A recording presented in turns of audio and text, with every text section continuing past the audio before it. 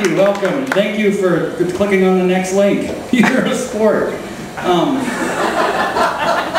Because that's how it's going to work, I think. Ladies and gentlemen, the next comedian, I've known him for a while, or I just met him, whatever. I'm supposed to.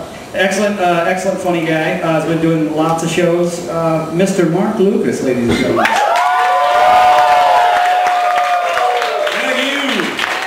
Thank you, James 88. How y'all doing this evening? You doing good? That's good to hear. I'm drunk. not yet. Not quite drunk yet. I'm from a small town. Anybody in here from a small town? Can I hear you? Yeah? A couple of folks. Good. It's good. You do a lot of drinking in a small town. A lot of drinking in my small town where I was from. I see a lot of drinking games around here lately. People playing flip cup. They're playing beer pong. They're playing cornhole. Back where I'm from, only one drinking game. It was called Fives. It was a card game, but it was pretty intense. That's how it worked, right? Everybody got 5 cards, and then whoever had the best hand had to drink until he lost his job and beat his kids. Yeah. Unfortunately for me, wildly popular game where I was from. My family was in the Hall of Fame. The old man had the Heisman. It looked just like the regular Heisman, but there was a kid under here. Really hurt getting hit with that trophy, let me tell you. Old man had a good arm. Gotta love it. I read in the paper the other day that George Bush has a 25% approval rating. 25%. You know, it's almost like we didn't really like that guy in the first place. His wife, on the other hand, Laura Bush, has a 78% approval rating. Far higher. And I think that's a pretty funny number, because if you do the math, 78% approval rating means that 22% of people have had quite enough of her bullshit, man. See that pantsuit she was wearing the other day? What the hell was that? Look at the hemline on that. The hemline.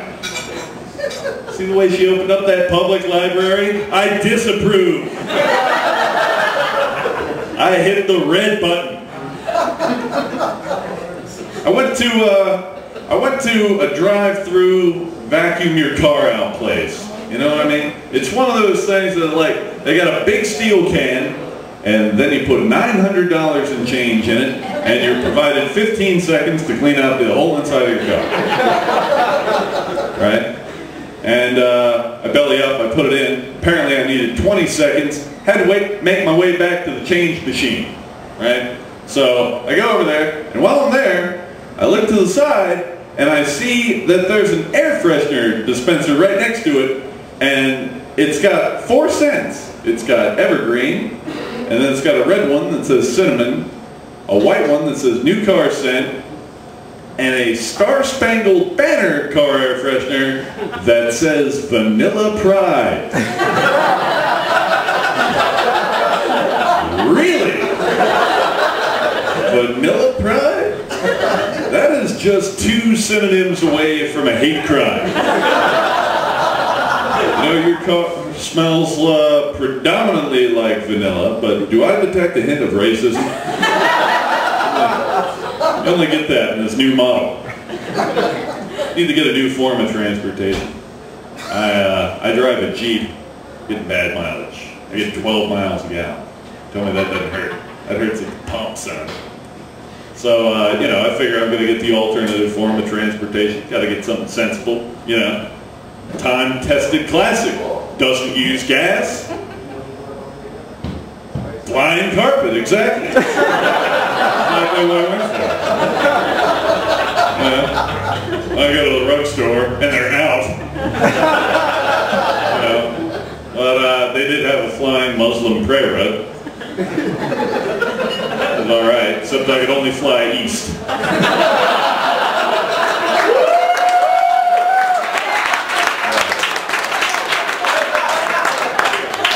and I was limited to 5 times a day.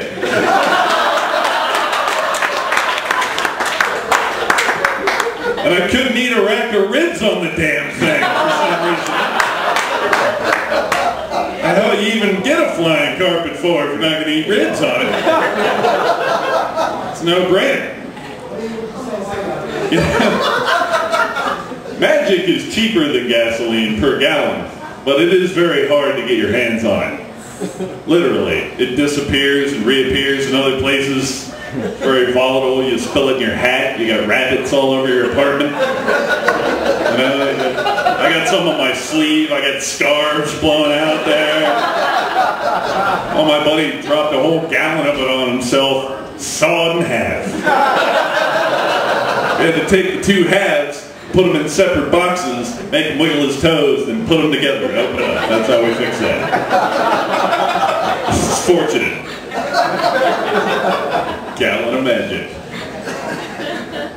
Gotta find a wizard somewhere.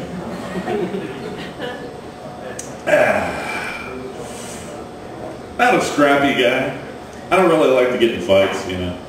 I got some buddies that are a little bit more rowdy. I like to get in fights, you know. I try to avoid it whenever possible. But every now and again, a situation calls upon me to K a little A, you know what I'm talking about? Sometimes I gotta throw these sticks around. I don't want to. I don't want to, audience. My hands are forced. Right? Case in point. I was in a bar. It was a real crowded bar. Stuff. And it was one of those shotgun bars where it's like 12 feet wide and 100 feet long. And it was just full of people. And I'm trying to make my way through this bar to the back to meet my friends where they're at. And this guy, humongous guy, like face here, steps back from the bar and he stepped on my foot. And then he turned around and he hit me. You know, what's that all about? I'm not taking that, right? I gotta step up. I gotta come correct like a man.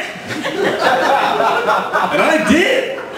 From behind him in the parking lot after he left. I hit that guy with my car. He didn't see that coming. You know, neither did I. I didn't even know that I could lift my car.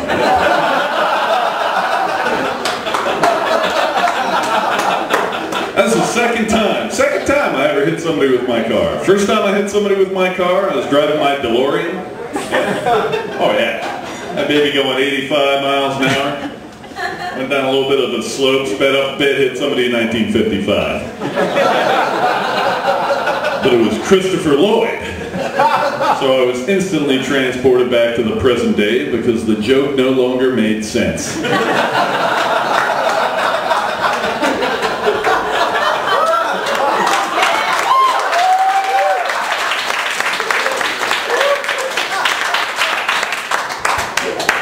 I had a joke. See, this is the kind of stuff you got to put up with being a comedian sometimes. I had a joke